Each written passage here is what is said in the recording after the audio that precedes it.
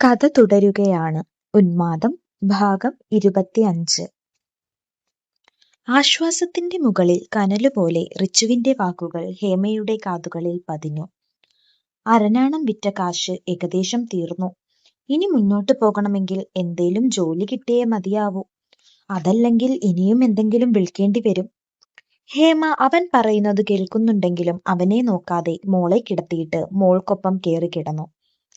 റിച്ചു മിണ്ടാതെ കിടക്കുന്നവളെ ഒന്ന് നോക്കിയിട്ട് പുറത്തിറങ്ങി വാതിൽ ചാരി മുറ്റത്തേക്കിറങ്ങിയപ്പോൾ തിണ്ണപ്പടിയിൽ താടിക്ക് കൈയും കൊടുത്ത് വഴിയിലേക്ക് നോക്കിയിരിക്കുന്ന അമ്മയെ കണ്ടപ്പോൾ അവരുടെ അടുക്കലിരുന്ന് റിച്ചു പറഞ്ഞു, അമ്മേ, ഞാൻ കോളേജിൽ പഠിക്കുന്ന കാലത്ത് ഹേമയെ സ്നേഹിച്ചതാണ്. റോസ്മോള് ഞങ്ങളുടെ രണ്ടുപേരുടെയും കുട്ടിയാണ്. ഹേമ വലിയ വീട്ടിലെ കുട്ടിയാണ്. നമ്മുടെ ഈ സാഹചര്യങ്ങളൊന്നും അവൾക്ക് ഉൾക്കൊള്ളാൻ കൂടി കഴിയില്ല.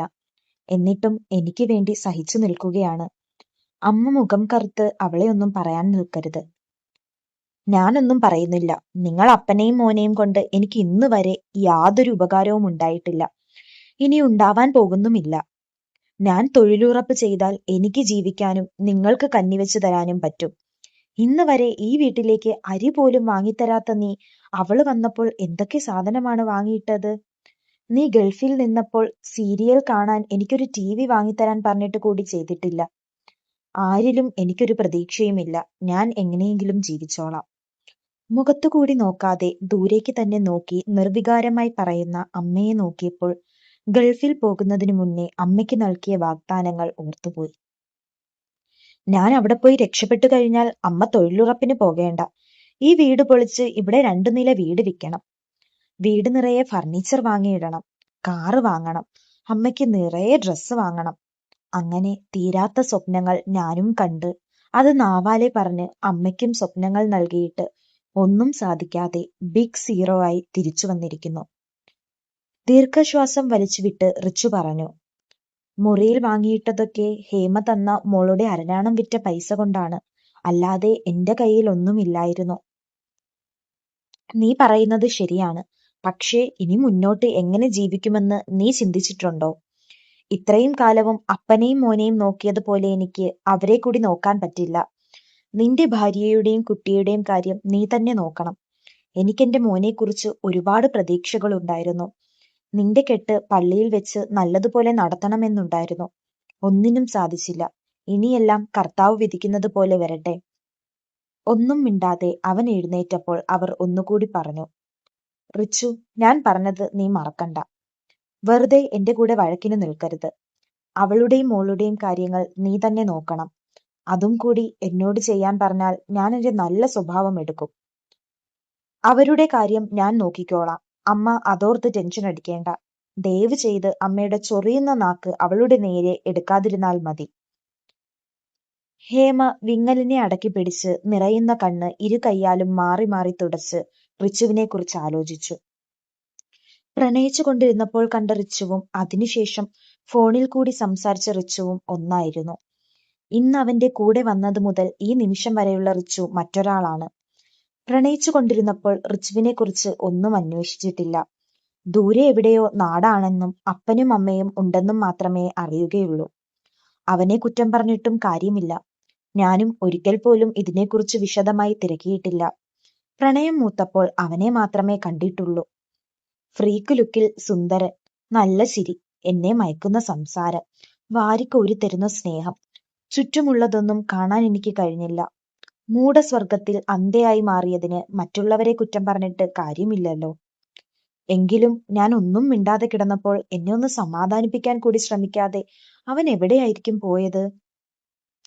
ഹേമയുടെ ചിന്തയെ മുറിച്ച് ചാരിയിട്ടിരുന്ന വാതിൽ തുറന്ന് റിച്ചു അകത്ത് കയറിയതും ഹേമ കണ്ണുകൾ ഇറുകെ അടച്ചു കിടന്നു. കഥ കടച്ചിട്ട് കുളിച്ചപ്പോൾ നനഞ്ഞ കൈലി മാറ്റി ഒരു ഷോർട്സും ഇട്ട് കട്ടിലിൽ ഇരുന്നിട്ട് ഉറങ്ങുന്ന മോളെ വാത്സല്യത്തോടെ നോക്കി ശബ്ദം വളരെ കുറച്ച് ഹേമയെ വിളിച്ചു. ഹേമേ, നീ ഉറങ്ങിയോ? എന്നിട്ടും അനങ്ങാതെ കിടക്കുന്നവളെ നോക്കി റിച്ചു പറഞ്ഞു, നീ ഉറങ്ങിയില്ലെന്ന് എനിക്കറിയാം. അവൻ പറഞ്ഞത് കേട്ടപ്പോൾ ഹേമ മുഖം അമർത്തി തുടച്ച് എഴുന്നേറ്റിരുന്നു. റിച്ചുവിനെ നോക്കിയപ്പോൾ അവളുടെ കരഞ്ഞു ചുവന്ന കണ്ണുകൾ കണ്ട് നിസ്സഹായതയോടെ റിച്ചു പറഞ്ഞു, ഹേമേ, നിന്നെ ഈയൊരവസ്ഥയിൽ കൂടെ കൂട്ടണമെന്ന് ഞാൻ കരുതിയിട്ടില്ല.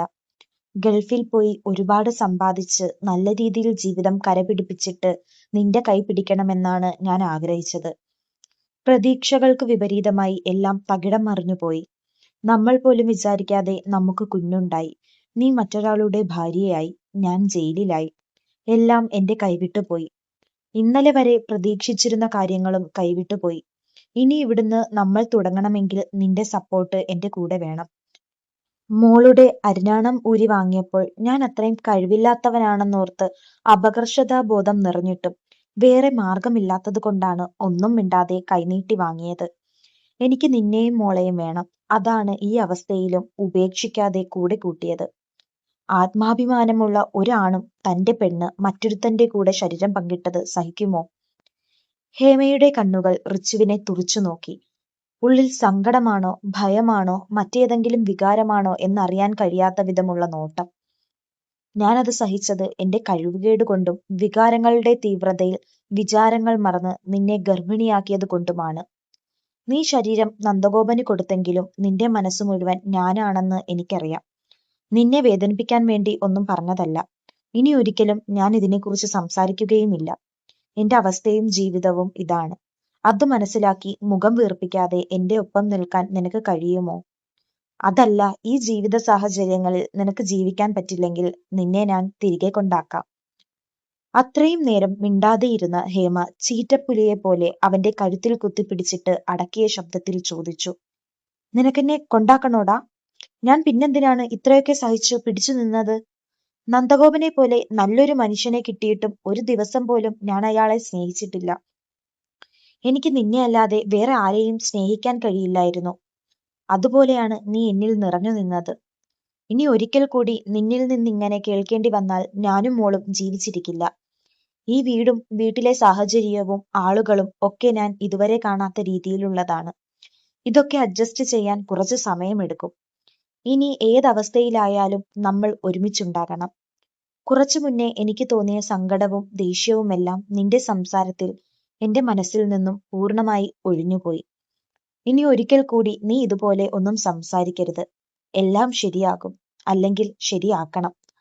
നമുക്ക് രണ്ടുപേർക്കും ജോലിക്ക് പോയി എല്ലാം നേരെയാക്കാം.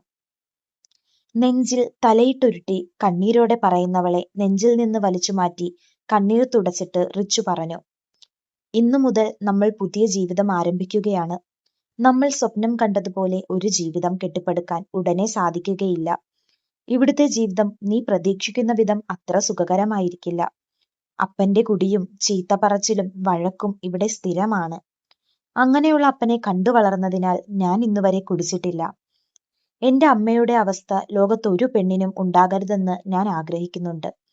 അങ്ങനെയുള്ളപ്പോൾ എന്റെ പെണ്ണിന് അങ്ങനെ ഒരു അവസ്ഥയുണ്ടാക്കാൻ ഞാൻ സമ്മതിക്കുമോ? ബാക്കിയൊക്കെ നമുക്ക് വഴിയെ ശരിയാക്കാം. പതുക്കെ പതുക്കെ നമ്മൾ ആഗ്രഹിച്ചതുപോലെ ഒരു ജീവിതം നമുക്ക് കെട്ടിപ്പടുക്കാം. ഹേമയുടെ മുഖത്ത് തെളിച്ചമുള്ള ചിരി കണ്ടതും ആശ്വാസത്തോടെ റിച്ചു പറഞ്ഞു, നീ കണ്ണടച്ചിരിക്കെ, ഞാനൊരു കൂട്ടം എടുത്തിട്ട് വരാം. ഹേമ കണ്ണടച്ചിരുന്നപ്പോൾ ഗൾഫിൽ നിന്ന് കൊണ്ടുവന്ന പെട്ടി തുറന്ന് അതിൽ നിന്നും ചെറിയ ബോക്സ് എടുത്ത് അതിലിരുന്ന കുഞ്ഞുമാല അവളുടെ കഴുത്തിലേക്ക് കർത്താവിനെ വിചാരിച്ച് എന്നും ഹേമയുടെ കൂടെ സന്തോഷമായി ജീവിക്കണമെന്ന് പ്രാർത്ഥിച്ച് മുറുക്കിയിട്ട് കൊടുത്തു. കഴുത്തിൽ തണുപ്പ് തട്ടിയപ്പോൾ തന്നെ ഹേമ കണ്ണു തുറന്നിരുന്നു. കെട്ടിക്കഴിഞ്ഞതിനു ശേഷം റിച്ചു പറഞ്ഞു, നിന്റെ കഴുത്തിൽ താലി കെട്ടുന്നത് എന്റെ സ്വപ്നമായിരുന്നു. ഇങ്ങനെ കെട്ടാനായിരിക്കും നമ്മുടെ വിധി. ഹേമ കഴുത്തിൽ കിടക്കുന്ന മാലയും താലിയും പിടിച്ചു നോക്കിയപ്പോൾ വളരെ ചെറിയ ഓം ലോക്കറ്റും അതുപോലെ കുരിശിന്റെ ലോക്കറ്റും ചേർന്നൊരു കുഞ്ഞുമാല. എനിക്ക് കിട്ടിയ ശമ്പളത്തിൽ നിന്നും ഞാൻ കൂട്ടിവെച്ച് വാങ്ങിയതാണ്. ഇത് 18 ക്യാരറ്റ് സ്വർണമാണ്. ഇതാകുമ്പോൾ പണയം വെക്കാതെ കിടന്നോളുമല്ലോ. അതാണ് ഇത് തന്നെ വാങ്ങിയത്. താലി വാങ്ങുന്നതിന് കൺഫ്യൂഷൻ ആയിരുന്നു. പിന്നെ രണ്ടിൽ നിന്നും ഓരോന്ന് വാങ്ങി. ഇതെല്ലാം കൂടി 1 പവനുണ്ട്. ഇത്രയും ചെറുതിട്ടത് നിനക്ക് ഇഷ്ടമായില്ലേ? എന്തിനാ റിച്ചു ഇങ്ങനെയൊക്കെ ചോദിക്കുന്നത്? എനിക്ക് എത്രത്തോളം സന്തോഷമായെന്നറിയാമോ? ഞാൻ ഇവിടെ വന്നതിനു ശേഷം ഇങ്ങനെ ഒരു കാര്യം പ്രതീക്ഷിച്ചിട്ട് കൂടിയില്ല. ഇപ്പോഴെന്റെ സന്തോഷം പറഞ്ഞറിയിക്കാൻ കൂടി കഴിയില്ല. ഹേമ താലിയിൽ പിടിച്ചു തന്നെ കാര്യം പറഞ്ഞിട്ട് തല നിവർത്തി നോക്കിയപ്പോൾ തന്നെ നോക്കിയിരിക്കുന്ന റിച്ചുവിന്റെ നോട്ടം കണ്ടതും തങ്ങളുടെ ആദ്യ സംഗമത്തിന് തൊട്ടു മുന്നേ റിച്ചു ഇതുപോലെയാണ് നോക്കിയതെന്നോർത്തപ്പോൾ ഹേമയുടെ ശരീരത്തിൽ വിറയൽ പടർന്നു കയറിയതും അത് കൂട്ടാനായി അവൻ പറഞ്ഞു, നീ ഫോണിൽ കൂടി തരാമെന്നും ചെയ്യാമെന്നും പറയുന്നതൊക്കെ ഇന്ന് സാധിച്ചു തന്നാൽ മതി. കഥ ഇനിയും തുടരും. അടുത്ത ഭാഗത്തിനായി കാത്തിരിക്കൂ. കഥ ഇഷ്ടമായാൽ സബ്സ്ക്രൈബ് ചെയ്ത് കൂടെ കൂടണേ.